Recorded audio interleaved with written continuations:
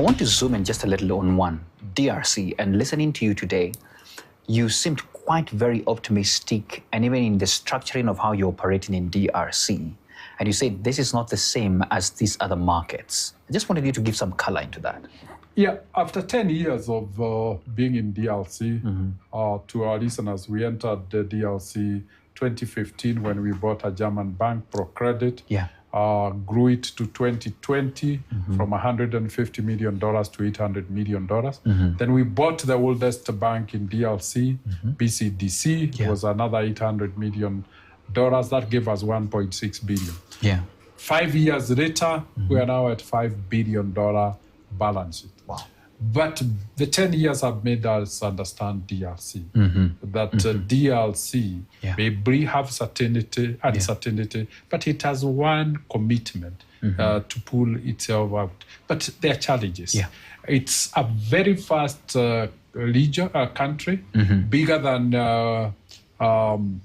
Western Europe, maybe the size of the entire other East African countries put together, but with limited infrastructure. So we realize the best way of operating is not to operate from a in a subcontinent, from one point. And we said, if we look at it, it has different economic activities. The East is an agricultural trading region. The South is a mining region. Minerals. The West is the home for government and the capital city with 20 million people. That's Kinshasa. So we said, what about if we broke this into region and appoint a managing director for each region? And if it's South, you focus on mining. If it's East, you focus on agriculture. If it's West, you focus on consumer and government. And broadly, we ended up breaking the country into 5. So we have 5 deputy MDs, each managing their region, so that we can be close to the customer. The objective is to be close to the customer, to understand the customer, and to take the right product for that economic region. And that what we have seen is has positively been received, and we are able to make a decision much faster, and we are able not to be handicapped by limited infrastructure. We have overcome the challenge of infrastructure. Wow. This is good, and I think there's a lot of lessons for business people when they want to get in there, and I've seen you take a lot of business persons there as well, so they can come and learn how to navigate that market. And we continue to take trade missions. Yes. I would appeal to our listeners, those who may be interested in understanding DRC. We have 3 trade missions this year to go. Register and we'll go with you. You had it, so please take advantage of that moment. I love the perspective you've given me, and I just wanted to ask you, and sometimes I don't envy the seat that you sit on with your team. Anytime we are giving money to our customers, to our businesses, even corporates as well, we give it with the hindsight of knowing that they will succeed, and sometimes they may not.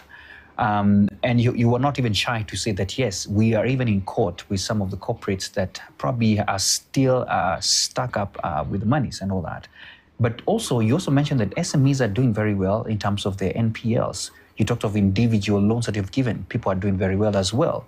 And so when you look at some of the regional subsidiaries, some of the NPLs were as low as 3%, I think, in Rwanda. And I was surprised to see such a number. Rwanda and Tanzania as well. I mean, quite impressive. So what are you doing? Because at the end of it all, you still sit at the seat where you're looking at it as a group. What are you doing to ensure that, I love the quote you say, that we do not remove an umbrella from someone when it's raining. So just to quote you on that. So what are you doing to ensure that you're still doing this while as well protecting your depositors and your monies as well and capital? Yeah, despite the elevated NPLs that we have never seen for many years, we continue to grow our loan book. Because there are businesses to be supported. This is an economic challenge. Like the health pandemic was a challenge in 2020. And you remember 2020 is when we really suspended loan repayments and we gave people moratorium. We extended loans by 3 years. We're in a similar situation.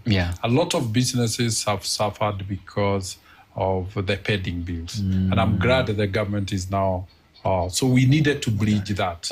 And we accommodated businesses. We didn't need to realize businesses. However, there will be businesses that will have challenges that you see they have not been able to manage. So we end up then saying, this is depositors' money and I have to recover. Banks never lend their money. They lend the depositors' money. We are in the business of intermediating, taking from those who have surplus and giving those who have deficit. So you can't fail to recover and you can't be able to forgive because there is no depositor who forgive you for and tell you, okay, I understood, they want understand, don't pay.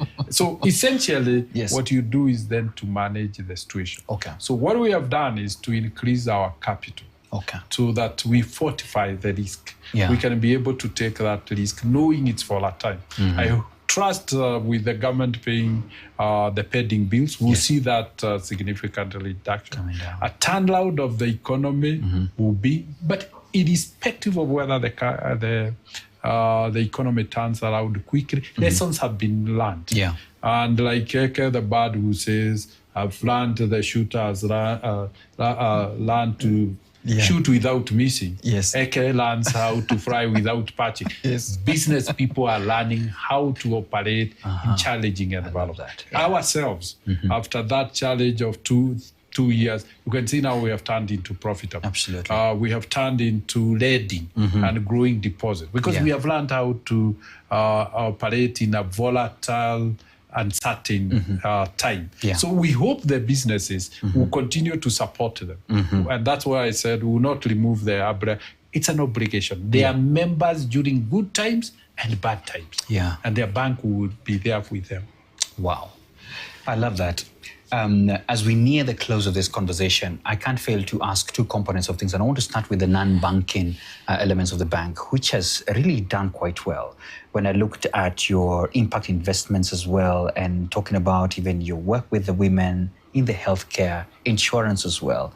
And that's a whole other conversation we could have. But I want you to give general remarks on how you're seeing this side of the non-banking side elements doing. Thank you. I'm glad that you've done. That's what excites me. Because this is doing good to society when you do well. And we have done well. And it's because society has supported us. So we asked ourselves, how can we invest back? And so far, as you can see, we have invested $704 million US. That is almost approximately 110 billion Kenya shillings. The biggest investment has gone to education because we want to give every gifted child an opportunity. Wings to Fly and Elimu have now reached 60,000 kids. Out of those 60,000, 27,000 have transitioned to universities. 1,010 have transitioned to global university. And we are very excited that we have had 45 kids go through Harvard University and 218 through Ivy League School. The objective is to bring leaders. But while we are investing in young people and the future of this country, we're also investing in farmers. And we've been able to transform 2.8 million peasant farmers into agribusinesses. And they're able to take care of their families. We've been able to train 2.4 million women and youth and given them loans. And we've been able to train through entrepreneurship program 640,000 medium enterprises who have each employed between 4 and 5 people, creating 2.4 million jobs.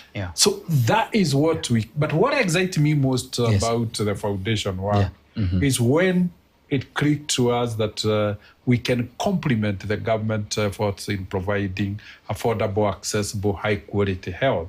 And we picked our students who had gone to university and done medicine. And we knew these are the best doctors you could have because they're all A students. And then we registered a franchise for them, funded them to set hospitals. They have now set 137 hospitals.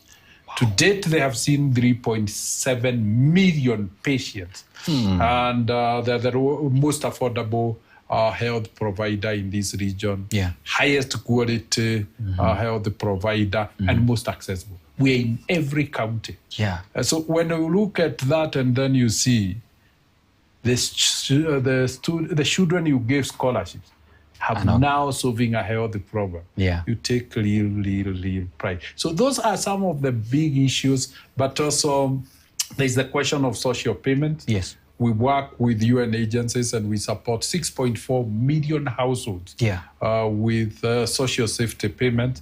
But the innovation of equity was to say, why don't we start giving small loans alongside that? And we have seen people move out of poverty because of that innovation of using social payment as seeding for banking and loan process, loan borrowing by the low-income people. Wow. And I think this deserves a moment of really looking through and seeing the impact there is, especially on healthcare, which has been a headache. Dr. Harry, thank you so much for your time. Thank you very much for having me. There you go. Always a pleasure hosting Dr. James Mwangi. Very optimistic, and really nothing stops him. He keeps moving on, and really to give us even hope that this is the region to watch. And he's very optimistic that this is the market as well for any investor who is there to watch. I hope you investors who are planning to go regional have noticed and taken advantage of those areas where you can come and tap from what they have learned as well. DRC 10 years and going and still taking investors there. So you better take advantage of that. Thank you so much for your time. I leave you now with the markets. I promise another conversation soon enough where we can expand more of this. See you. Bye-bye.